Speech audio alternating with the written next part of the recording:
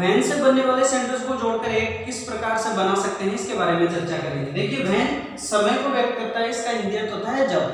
तो वैन का यूज लिए जाने पर हमें सेम प्रोसेस यूज लेनी है, केवल हमें सेकंड सेंटेंस में समय को व्यक्त करने वाले शब्द को हटा देना है। समय को व्यक्त करने वाले शब्द को हटा देना है। समय को व्यक्त करने वाले शब्दों के रूप में कई बार देन भी दिया गया होता है, बिफोर भी दिया गया होता है, लेकिन बिफोर या आफ्टर शब्द जो हैं वो आपको विशेष रूप से ये ध्यान रखना है कि ये समय को व्यक्त करने वाले शब्द के रूप में यूज लिए जाते हैं, तभी इनको हटाया जाता है, अदरवाइज नहीं हटाया जाता है। देन भी समय को व्यक्त करता है, इसके अलावा भी कोई अगर समय को व्यक्त करने वाला शब्द होता है हम उसको निश्चित रूप से हटा देते हैं। कई बार हमें उलझन में डालने के लिए एग्जाम्स में समय सूचक शब्द दूसरे वाक्य में दिया ही नहीं जाता है। अगर ऐसा होता है तो ध्यान रखना, अगर समय सूचक कोई शब्द नहीं दिया गया है तो आपको डेफिनेटली दूसरे सेंटेंस में से कुछ भी नहीं हटाना है, केवल दोनों सेंटेंसों को जोड़कर एक बना देना है। एग्जाम्पल्स देख लेते हैं, जैसे आई met Mr. Sharma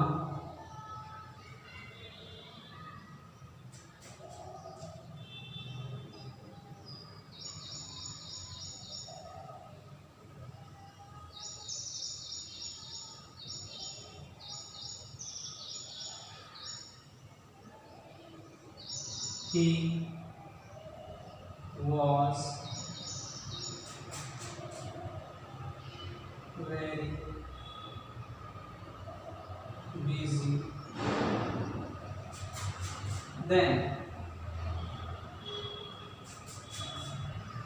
एग्जाम्पल के तौर पर ये एक सेंटेंस है, यहाँ पे हमें वैन से इन दोनों को जोड़कर एक बनाना है। देखिए वही प्रोसेस यूज लेनी है, फर्स्ट सेंटेंस में से हमें फुल स्टॉप हटा देना है और दिए गए ब्रैकेट वाले शब्द को ऐसा कैसा लगा देना है।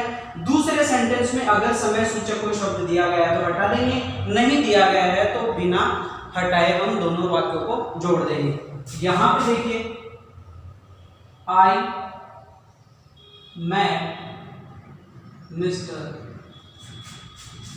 शर्मा वैन, अब वैन यहां फुल स्टॉप की जगह आ गया है, ही दिया गया है, लिख देंगे was very और busy। अब देखिए यहाँ पे जो देन शब्द दिया गया है समय को व्यक्त करने वाला, इसलिए इसको हटा दिया। अगर सेंटेंस मान लीजिए इतना ही आता तो भी हम इसमें कुछ हटाते नहीं, दोनों सेंटेंसों को जोड़कर एक बना देते। तो ये है वैन का बिल्कुल सरल सा इजी सा यूज। आई होप आपके समझ में आ गया होगा। अब देखिए थोड़ा सा हम बात कर लेते हैं इसके आगे बढ़ के। वेयर, वेयर का अर्थ होता है जहां। ये स्थान को, वेयर शब्द जो है स्थान को भी व्यक्त करता है, और जहां पर वेयर शब्द का यूज लिया जाता है सेकंड सेंटेंस में हमें क्या करना है कि स्थानवाची शब्द को हटा देना है अगर दिया गया है तो। अगर नहीं दिया गया है तो हम उसमें से भी कुछ भी नहीं हटाएंगे। स्थानवाची शब्द के रूप में मोस्टली क्या होता है कि देयर, हियर ऐसे शब्द हमें दिए गए होते हैं, या कोई स्थानवाची शब्द हमें दिया गया होता है। दिए गए हैं तो हटा देंगे, नहीं दिया गया तो नहीं हटाना है, बस दोनों सेंटेंसों को जोड़ देना है। जैसे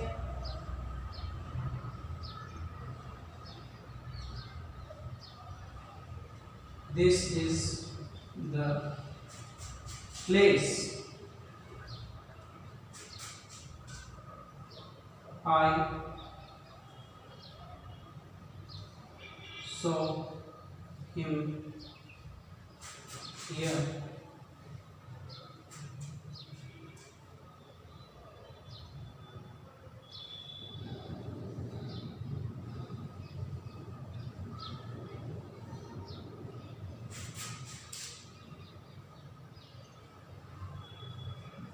फॉर एग्जाम्पल ये सेंटेंस दिया गया है, इन दोनों सेंटेंस को जोड़कर एक बनाना है, तो देखिए सेम प्रोसेस है। This is the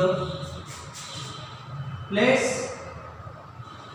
full stop को हटा देना है फर्स्ट सेंटेंस में और ब्रैकेट में दिए गए शब्द को वहां पे लगा देना है, आ जाएगा where, I saw him. Here शब्द स्थानवाची है, हट जाएगा, यस्टरडे ऐसा का ऐसा लिख देंगे और फुल स्टॉप। तो इस तरह से ये जो आपका सेंटेंस है वो बन जाएगा। ये है वेयर से रिलेटेड आपका रूल। आई होप ये भी आपके समझ में आ गया होगा। अब देखिए कई बार क्या होता है, I saw him here yesterday की जगह केवल इतना ही दे दिया जाता है, I saw him yesterday, here दिया ही नहीं जाता। हम कंफ्यूजन में पड़ जाते हैं कि क्या हटाना है क्या नहीं हटाना है। अगर स्थानवाची शब्द नहीं दिया गया है तो नहीं हटाना है, याद रखना, ठीक है, क्लियर। चलिए थोड़ा आगे देखते हैं। अब इसके बाद में बात करते हैं व्हाट की। व्हाट का प्रयोग जो जिसे कई शब्दों के अर्थ में किया जाता है, जो जिसे जिन्हें किस बहुत सारे चीजों के रूप में किया जाता है, लेकिन इसका मोस्टली यूज होता है किसी वस्तु या विचार के बारे में बताने के लिए या जानने के लिए। तो जब व्हाट का यूज हम किसी सेंटेंस में करते हैं तो हम बहुत बार कंफ्यूज हो जाते हैं कि हटाना क्या है। देखिए ऑब्जेक्ट के रूप में अगर इट दिया गया है, क्या इट, तो आप डेफिनेटली उसे हटा देंगे सेकंड सेंटेंस में। दूसरा, यदि सेकंड सेंटेंस में कोई वस्तु या विचार दिया गया है ऑब्जेक्ट के रूप में सेकंड सेंटेंस में, तो हम उसे भी डेफिनेटली हटा देंगे। और व्हाट का यूज फर्स्ट सेंटेंस में कहां करना है ये आपको बहुत अच्छे तरीके से पता होगा। देखिए जैसे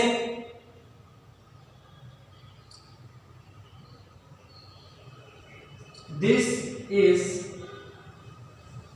it, he likes it very much।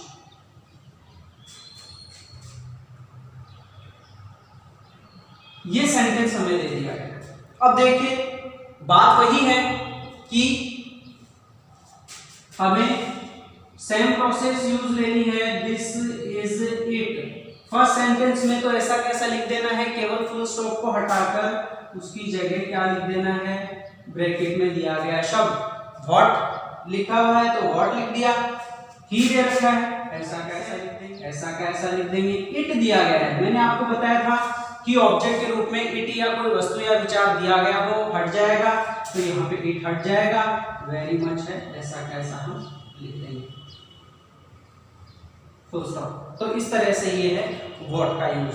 तो यहाँ पर हमने व्हेन है, वेयर है, व्हाट है, इनके यूज भी हमने पढ़ लिए। तो ये आपके आई होप समझ में आ गए होंगे।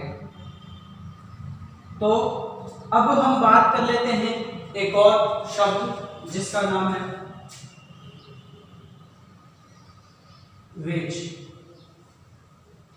इसका भी हिंदी अर्थ जो होता है। देखिए अभी तक हमने जिस तरह से हु का यूज सीखा था और दैट का यूज सीखा था, उसी तरीके से विच का यूज है। लेकिन इसमें अंतर क्या होता है कि देखिए हु के अंदर, जब हु की हमने बात की थी तो उसके अंदर मैंने आपको बताया था कि सेकंड सेंटेंस में जो कर्ता होगा वो कोई प्राय व्यक्ति होगा, पर्सन होगा। दैट का यूज जब मैंने आपको बताया था तो बताया था कि व्यक्ति प्लस कोई या तो वस्तु होगी सब्जेक्ट के रूप में, कर्ता के रूप में, या फिर कोई पशु या पक्षी होगा। ठीक है, ये मैंने आपको बताया था। अब ये दैट का यूज था व्यक्ति के साथ वस्तु या पशु पक्षी, इन दोनों में से कोई एक आ जाए, केवल अकेला व्यक्ति दिया जाए तो। लेकिन विच का प्रयोग कहां किया जाता है? विच का प्रयोग वहां किया जाता है जहां सब्जेक्ट के रूप में केवल वस्तु या पशु पक्षी दिया गया हो, तो हम विच का यूज करते हैं। देखिए जैसे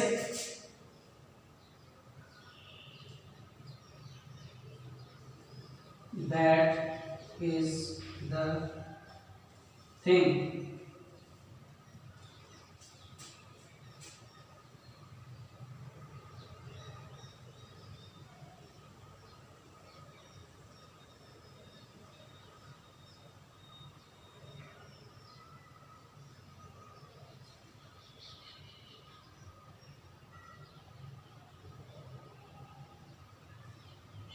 I buy it।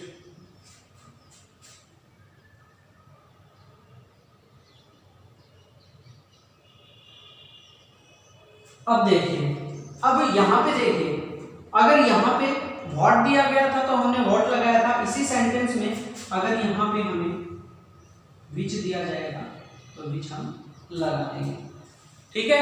अब देखिए सेंटेंस को जोड़ेंगे तो यहाँ पे देखिए that is the thing,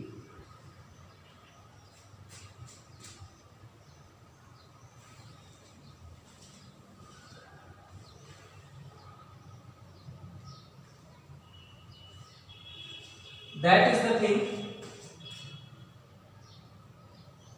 which, यहां पे फुल स्टॉप को हटा के उसकी जगह विच दिया गया है, ऐसा कैसा लगा दिया, I like full stop, it हट जाएगा क्योंकि ये किसके लिए आ रहा है, वस्तु के लिए आ रहा है, ठीक है। तो वस्तु के लिए जो शब्द आ रहा है वहां पे हमने, अब ये यहाँ पर दैट जो है उसका यूज किसी वस्तु या विचार के लिए, किसी वस्तु या पशु पक्षी के लिए आ रहा है, इंडिकेट करने के लिए वस्तु के लिए आया है बेसिकली। ये दैट इज द थिंग, वह चीज है, वह चीज है विच आई लाइक, जो मैं पसंद करता हूँ। तो यहाँ पे विच का यूज इस तरह से किया गया है। बेसिकली व्हाट है विच है, इनका यूज सामान्य रूप से कोई अंतर नहीं होता है, बस आपको ये ध्यान रखना है कि व्हाट दिया गया है तो व्हाट से बना देंगे, विच दिया गया है तो विच से बना देंगे। लेकिन यहाँ पे जैसे हु है, दैट है, हु का प्रयोग व्यक्ति के लिए होता है, दैट का प्रयोग व्यक्ति और वस्तु, पशु पक्षी इनके लिए हो जाता है, जबकि विच का यूज है वो केवल वस्तुओं के लिए या पशु पक्षी के लिए ही होता है। इस तरह से देखिए एक और हम समझ लेते हैं, विच का यूज एक और देख लेते हैं।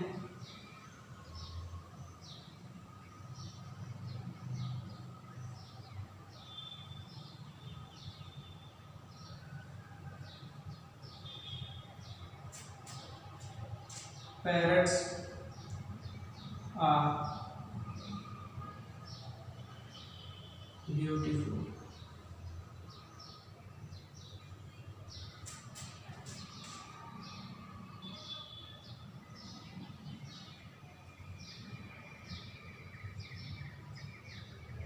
She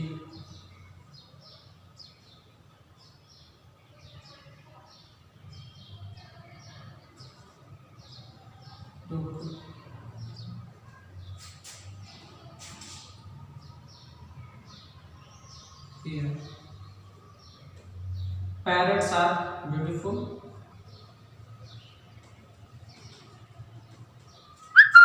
she took here। अब देखिए parrots are beautiful, she took here और which दिया गया है। अब इसमें देखिए ध्यान देने लायक बात है, इंपॉर्टेंट सेंटेंस है। जब इसको हम